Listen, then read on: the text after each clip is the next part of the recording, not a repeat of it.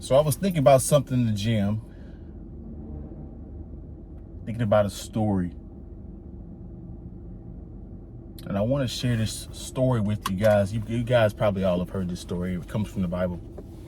But I was thinking about it in the gym, and I was making a comparison, a metaphor to the psychology of success in a way, right? So before we get into it, go ahead and like, comment, subscribe, share the video if you like the video. Support the channel all the ways you can support the channel are in the description below. So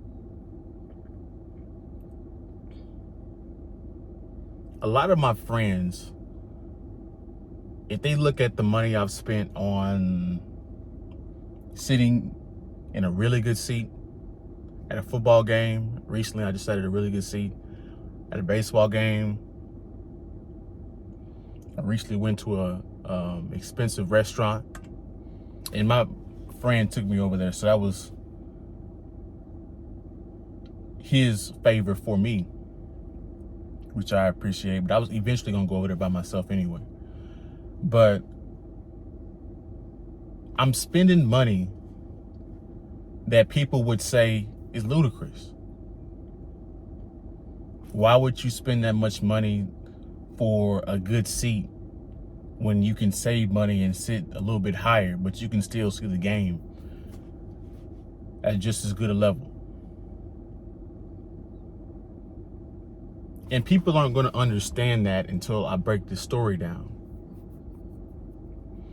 Because you have to spend the money to be around and get a feeling of what successful people act, how they carry themselves, how they think. Because it's a different atmosphere when you're 3 decks up and on the first deck.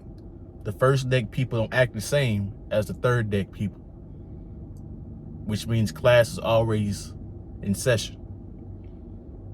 Class is always playing a part at some level.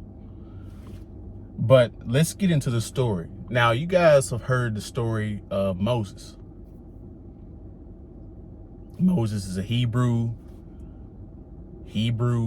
raised as an Egyptian. Now, that's a key point right there, because Hebrews at that time were struggling. I think the Pharaoh was suppressing them, right? Oppressing them. They were low-class peasants. It was a caste system back then, and they were low-class. But little old Moses was raised as an Egyptian in the palace. He got to see the fruits of high class, how they operate, how they conduct themselves, how they think. So he gets into a situation where he has to, this is where Moses goes on the run. He has to make a decision between defending the Hebrew guy or an Egyptian guy. He chooses to defend the Hebrew guy, so he, deletes the Egyptian guy. And then the Pharaoh sent his people to try to find him. And that's why that whole story began. But this is another part of the story that people don't really recognize. Moses was having so much trouble with leading the Hebrew people because they were never exposed to better. They grew up poor, so they never thought there was anything more. I know you guys heard about the study of the elephant. If you hitch a, I forgot what it's called, but if you tie an elephant down as a young elephant, he can't pull himself away from that. He's not strong enough to pull himself away from that rope. So at his young age, he'll keep trying and trying and trying until he won't try anymore. So he'll grow up and be a grown elephant where he could just literally take 2 steps and that whole thing will come out of the ground. But because he doesn't believe that he's capable of doing it, he doesn't even try.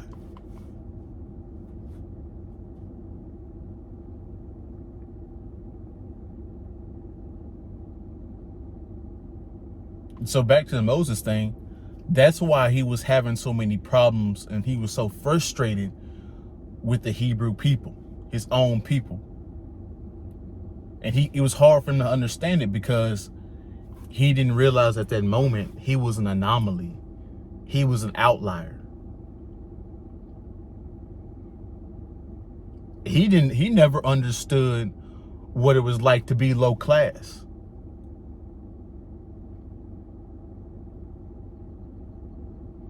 All he knew was upper class.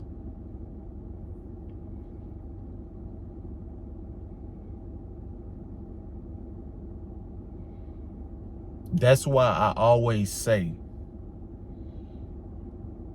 now I don't mean for you guys to spend bukus of money just to, and you be broke the next day. I'm not saying that. But what I am saying is you're going to have to, if you've never been exposed to anything better, if you've never been exposed to high class seats and high class people, you might want to save some money up.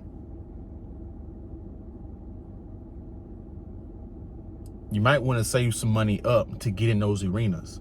Now, am I saying make that your baseline when you're not in that economic range? No. Just do it one time. And I promise you, it'll save and it'll make up for your perception, right? That's why this is what makes dreams become realities. You're not dreaming about it. You're actually in the vicinity of successful people. I want you guys to think about this. I spent about $200 to $300 on, I think, the baseball tickets. But I want you guys to think about this for a second. These are the people that are around in these areas, right? A few rows below me, there was a guy. Actually, there was 2 families, and each family had at least 6 to 8 people. Now, guys, either they know somebody where they got the tickets from, or they spent 4 figures on those tickets easily.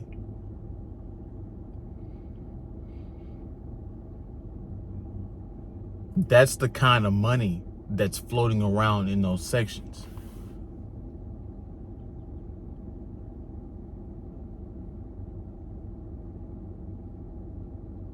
You have to put yourself around these people to get a understanding of how they operate and see how they do things.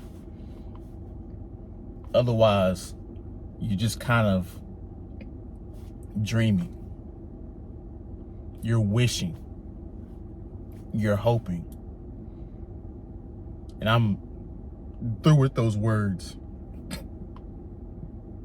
Excuse me. I've thrown those words out of my vocabulary. It's time for me to actually do some stuff in reality, in the real world, to where I can actually see and feel what it's like.